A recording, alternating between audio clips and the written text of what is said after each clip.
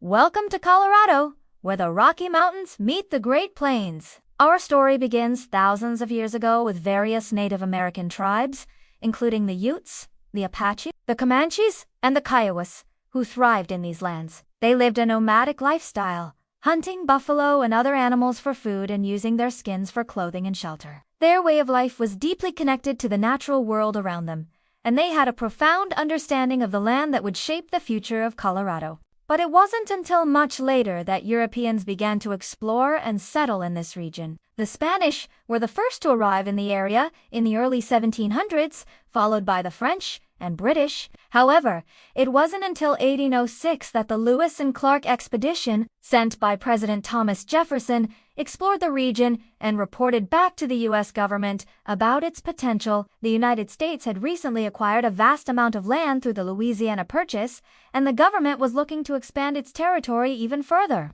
In 1825, the U.S. sent an expedition to find a route to the Pacific Ocean through or around the Rocky Mountains. This expedition, led by Lieutenant Colonel Stephen Watts Kearny, became the first American military force to cross the Rocky Mountains, entering the area near present-day Glenwood Springs on July 18, 1844. This event marked the beginning of a new chapter in the history of Colorado, one that would lead to the state's eventual annexation into the United States. The discovery of gold at the confluence of Cherry Creek and the South Platte River in 1858 triggered a massive influx of settlers known as the Pikes Peak Gold Rush. Thousands of people from all over the country rushed to Colorado, hoping to strike it rich. This sudden population boom transformed the region overnight and set the stage for Colorado's rapid growth and development. But not everyone was happy about the influx of newcomers. The native tribes who had lived in the area for centuries were being pushed off their land and forced to live on reservations. The U.S. government used a policy of assimilation to try and force native children to abandon their traditional culture and adopt American customs. This included sending them to boarding schools where they were punished for speaking their native languages or practicing their religions. Despite these efforts, the native tribes have managed to preserve their cultures and traditions and continue to be an important part of Colorado's history and identity. During the Civil War, Colorado played a significant role in supplying troops and resources to the Union Army. Although it was not yet a state, the territory sent several regiments to fight in the war, making important contributions to the Union cause. These brave soldiers fought for the preservation of the Union and the end of slavery, helping to shape the course of American history. After the Civil War, Colorado continued to grow and develop rapidly. The discovery of gold and other minerals in the late 1800s led to a new wave of settlers moving to the area, as well as the construction of railroads that connected Colorado to the rest of the country. On August 1, 1876, President Grant officially admitted Colorado as the 38th state of the Union. The state's admission was a significant moment in its history, marking the end of its territorial days and its official entry into the United States as a full-fledged state. One of the most famous people associated with the early history of Colorado is William Jackson Palmer, a civil engineer and railroad executive who played a pivotal role in the development of the state. Palmer was born in 1830 and moved to Colorado in 1861, where he helped to build the first railroad in the state. He was also one of the founders of the Denver and Rio Grande Western Railroad, which connected Colorado to the rest of the country and facilitated the transportation of goods and people. Palmer's contributions to the state's infrastructure had a profound impact on its growth and development, and he is considered to be one of the most important figures in Colorado's history. As Colorado grew and developed throughout the 19th century, it became a hub for mining, agriculture, and tourism.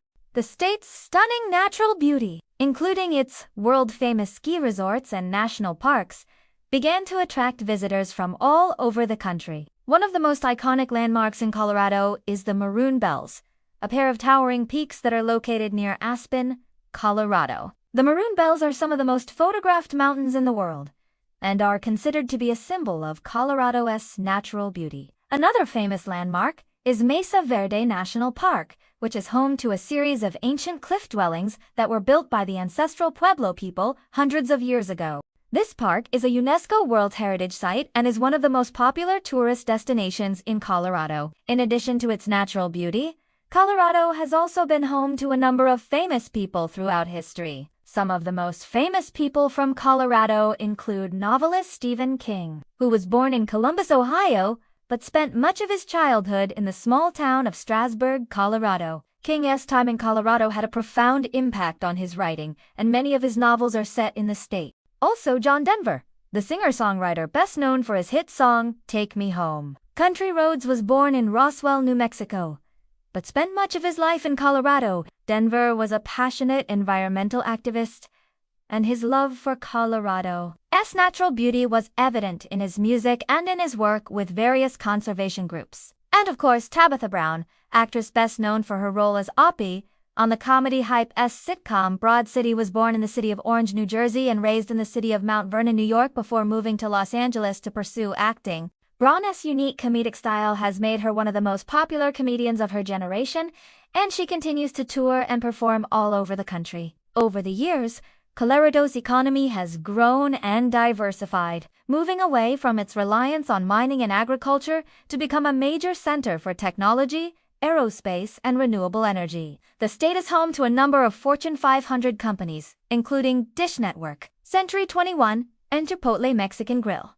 In addition, Colorado has a thriving entrepreneurial ecosystem with a number of startups and small businesses based in the state. In recent years, Colorado has become known as a hub for craft breweries, with more than 400 breweries located in the state. The state's thriving craft beer industry has helped to boost the economy and provide jobs for many residents, while also giving tourists another reason to visit the state and sample some of the best beer in the country. Colorado is also a leader in the outdoor recreation industry, with companies such as Patagonia and the North Face having a strong presence in the state.